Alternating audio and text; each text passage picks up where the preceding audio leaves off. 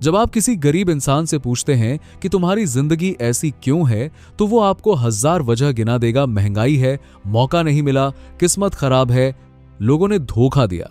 लेकिन दीपक चोपड़ा कहते हैं कि ये सारे जवाब सिर्फ बाहर की दुनिया को देखते हैं, जबकि असली जवाब हमेशा अंदर छुपा होता है। वो कहते हैं कि गरीबी कोई परिस्थिति नहीं है, गरीबी एक प्रोग्राम है जो हमारे दिमाग में इतनी गहराई से बैठ जाता है कि हम उसे अपनी असलियत समझने लगते हैं। और जब तक यह प्रोग्राम नहीं बदलता, बाहर की दुनिया चाहे कितनी भी बदल जाए, अंदर से आप वहीं खड़े रहते हैं जहां पहले थे। पार्ट 1 में हमने बात की थी कि यह प्रोग्रामिंग आती कहां से है, बचपन से, परिवार से, समाज से। लेकिन आज का सवाल यह है कि जब यह प्रोग्रामिंग इतनी गहरी है तो इसे बदलते कैसे हैं? और दीपक चोपड़ा का जवाब बहुत सीधा है लेकिन बहुत गहरा भी है। वो कहते हैं कि सबसे पहले आपको यह समझना होगा कि आपका दिमाग 2 हिस्सों में काम करता है। एक हिस्सा जो सोचता है, जो तर्क करता है, जो फैसले लेता है, और एक हिस्सा जो सिर्फ चलाता है, जो बिना सोचे हर वो काम करता है जो उसमें पहले से फीड हो चुका है। पहले हिस्से को हम कॉन्शियस माइंड कहते हैं और दूसरे को सबकॉन्शियस माइंड। और गरीबी की प्रोग्रामिंग हमेशा उस दूसरे हिस्से में रहती है। यही वजह है कि जब आप कॉन्शियस माइंड से सोचते हैं कि मुझे पैसे कमाने हैं, मुझे आगे बढ़ना है, तो सबकॉन्शियस माइंड एक पल भी बर्बाद नहीं करता और उसके खिलाफ काम करना शुरू कर देता है। आप एक काम शुरू करते हैं और बीच में छोड़ देते हैं। आपके पास पैसे आते हैं और किसी न किसी तरह खर्च हो जाते हैं। आप एक मौका देखते हैं लेकिन हिम्मत नहीं जुटा पाते। ये कमजोरी नहीं है, ये आलस नहीं है, ये वो प्रोग्राम है जो अंदर से चल रहा है और आपको रोक रहा है। दीपक चोपड़ा कहते हैं कि जब तक आप इस प्रोग्राम को पहचानते नहीं, आप उसे बदल भी नहीं सकते। तो पहचानते कैसे हैं? दीपक चोपड़ा एक बहुत जरूरी बात कहते हैं जो बहुत कम लोग समझते हैं। वो कहते हैं कि अपने पैसों के बारे में जो भावना है उसे ध्यान से देखो। जब आप किसी अमीर इंसान को देखते हो तो आपके मन में क्या आता है? क्या एडमिरेशन आती है या जलन आती है? जब आप खुद पैसे खर्च करते हो तो डर लगता है या सुकून मिलता है? जब कोई आपसे पैसों की बात करता है तो आप कंफर्टेबल होते हो या बेचैन हो जाते हो? ये छोटी छोटी भावनाएं आपके सबकॉन्शियस प्रोग्राम का आईना है, और जब आप इन्हें ध्यान से देखते हो तो आपको समझ आता है कि असली रुकावट कहां है। दीपक चोपड़ा कहते हैं कि गरीबी की प्रोग्रामिंग 3 मुख्य रूपों में आती है। पहला रूप है पैसे के बारे में गिल्ट। बहुत से लोग ऐसे घरों में पले बड़े हैं जहां पैसे को बुरा माना जाता था, पैसे वाले लोगों को बेईमान कहा जाता था, और ये बात सुनते सुनते उनके सबकॉन्शियस में यह बैठ गया कि अगर मैं अमीर हुआ तो मैं बुरा इंसान बन जाऊंगा। और इसीलिए जब भी उनके पास पैसे आने की नौबत आती है तो वो खुद ही उसे दूर कर देते हैं। वो किसी जरूरी निवेश से बचते हैं, वो सही कीमत मांगने से डरते हैं, वो अपनी मेहनत की सही कद्र नहीं करते सिर्फ इसलिए क्योंकि अंदर से एक आवाज कह रही है कि ज्यादा पैसा मांगना गलत है। दूसरा रूप है ये विश्वास कि पैसे की मात्रा तय है। बहुत से लोग मानते हैं कि दुनिया में पैसा एक सीमित चीज है, जितना एक लेगा उतना दूसरे से जाएगा। इसीलिए उनके मन में ये बात है कि मैं ज्यादा कमाऊंगा तो किसी का नुकसान होगा। दीपक चोपड़ा इसे स्कैर्सिटी माइंडसेट कहते हैं और वो कहते हैं कि ये सबसे खतरनाक प्रोग्राम है, क्योंकि जब आप मानते हो कि पैसा कम है तो आप कभी उसे फ्रीली अट्रैक्ट नहीं कर सकते। आपका हर कदम डर से उठता है, उम्मीद से नहीं। और तीसरा रूप है ये भावना कि मैं इसके लायक नहीं हूं। ये सबसे गहरा घाव है। बहुत से लोग बाहर से कॉन्फिडेंट दिखते हैं लेकिन अंदर से उन्हें यकीन नहीं होता कि उन्हें अच्छी जिंदगी मिल सकती है। जब कोई उनकी तारीफ करता है तो वो उसे झुठलाते हैं। जब कोई अपॉर्चुनिटी आती है तो वो कहते हैं कि ये मेरे लिए नहीं है। जब कोई उन्हें ज्यादा पे करना चाहता है तो वो मना कर देते हैं। ये सब एक ही प्रोग्राम से आता है, मैं डिजर्विंग नहीं हूं। और दीपक चोपड़ा कहते हैं कि जब तक ये एक विश्वास नहीं टूटता तब तक कोई भी तकनीक, कोई भी स्ट्रेटजी काम नहीं करती। अब सवाल यह है कि इन तीनों प्रोग्राम को बदला कैसे जाए, और यहीं से दीपक चोपड़ा की टीचिंग सबसे जरूरी हो जाती है। वो कहते हैं कि इन प्रोग्रामों को बदलने के लिए आपको उसी भाषा में बात करनी होगी जो सबकॉन्शियस माइंड समझता है, और सबकॉन्शियस माइंड तर्क नहीं समझता, वो भावना समझता है, वो रेपिटेशन समझता है, वो इमेजेस समझता है। इसीलिए सिर्फ यह सोचना कि मैं अमीर बनूंगा काफी नहीं है। आपको उस फीलिंग को अंदर से जीना होगा। दीपक चोपड़ा कहते हैं कि सबकॉन्शियस माइंड को रिप्रोग्राम करने का सबसे पहला और सबसे जरूरी तरीका है अपनी कहानी बदलना।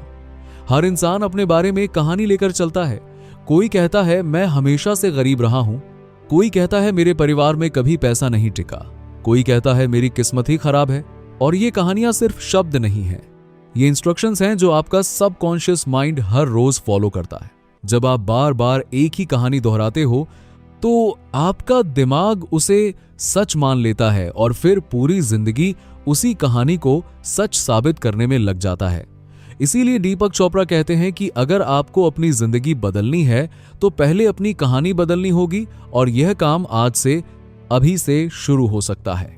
बहुत से लोग ये सोचते हैं कि अगर मैंने खुद से कहा कि मैं अमीर हूं जबकि मैं हूं नहीं, तो ये बेईमानी है। लेकिन दीपक चोपड़ा कहते हैं कि आप अपने वर्तमान को झुठलाने की बात नहीं कर रहे, आप अपनी पहचान को बदलने की बात कर रहे हो। फर्क यह है कि पुरानी कहानी में आप कहते थे कि मैं एक गरीब इंसान हूं जो कभी कभी थोड़ा पैसा कमा लेता है। नई कहानी में आप कहते हो कि मैं एक ऐसा इंसान हूं जो हर रोज थोड़ा आगे बढ़ रहा है और जिसके पास अबंडेंस की तरफ जाने की पूरी क्षमता है।